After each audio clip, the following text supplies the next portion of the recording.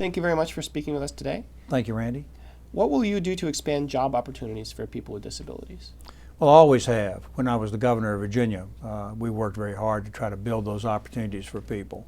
I know that I'll just give you just an example. It isn't so much a job, but when we rebuilt the governor's mansion in Virginia, it had absolutely no disabled person accessibility of any kind, no bathroom facilities, no ability to get in and out of the building. It was very bad.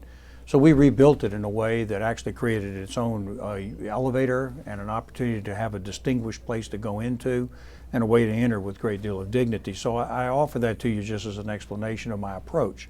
Now, my signature issue is the growth of the economy. I want to see more and more and more jobs.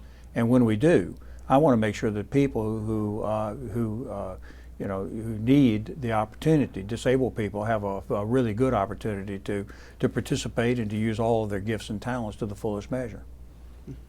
What specifically have you done to improve some of the lives of Americans with disabilities?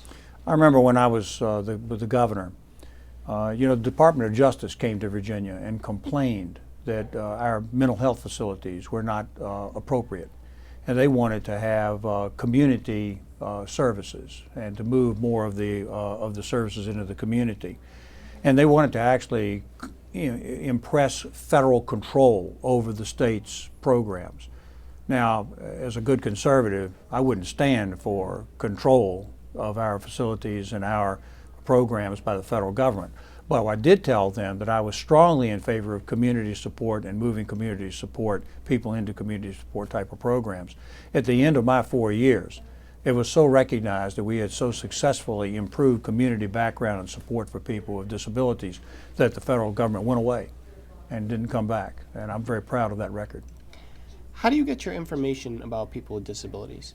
Do you have any personal connections, or have you spent time working on these issues? You know, we have a lot of people who speak to me about a lot of these kinds of issues. I remember when I was the governor, I felt a real need to know more. And what I did was I set up the Hammond Commission, which is one of my former deputy attorney generals was put in charge of a full commission to learn about the needs of people with disabilities in the state of Virginia and what kind of programs would be necessary to make things better. And that was a big success. Then beyond that, of course, today, the opportunity to talk to your friends and to people that you know who have disabilities, and people, of course, who are speaking to you all the time in organizations. It's plenty of opportunity now in the modern day to get information. In your administration, would you have a designated person as liaison to the disability community? I certainly would. I had that type of structure, again, when I was the governor of the state, and I'd be happy to appoint such a representative because I think you need to. I think there's a need for special focus, and that will come from the appointment of a particular representative.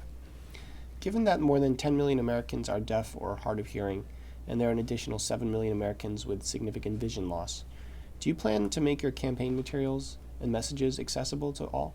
Yes, in fact, just this very day, as a matter of fact, I was informed that at my request that Florida has my name on the Republican ballot in this coming primary for people who are hearing impaired. And I'm really happy about that. I think that's going to be a good thing. In fact, I think I'll get a lot of vote that way.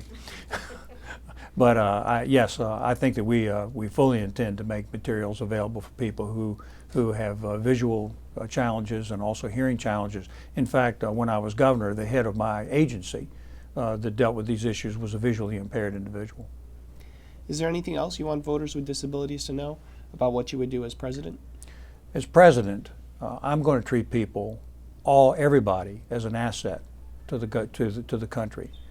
And I think of people as being so valuable and so necessary to build up our economy and to provide such great value in their jobs and their learning and their opportunities.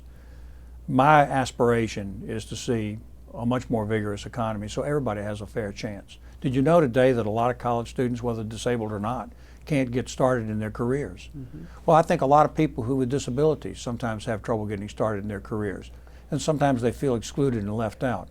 Well, I know how that feels. I came up as the son of a working man with great privileges, and I succeeded. And so I understand that. And I think that often people with disabilities feel like they're being left behind. They're not going to be left behind in a Gilmore administration when I'm president. Are there any current issues you're working on related to disability policy? Well, since I've been out of government, I've spent a great deal of time in business and also running a research institution. So I've continued to stay active. But one thing that I've been very proud of is I was named to the board of directors of the Alexandria, Virginia Chamber of Commerce. And that board, of which I'm a participant, has put together a terrific program where we actually recognize businesses that hire people with disabilities, that create opportunities for people with disabilities. We recognize those and give business awards every year, and that encourages inclusion within the Alexandria community. I'm proud to be a part of it as a member of the board of the Chamber of Commerce. Thank you.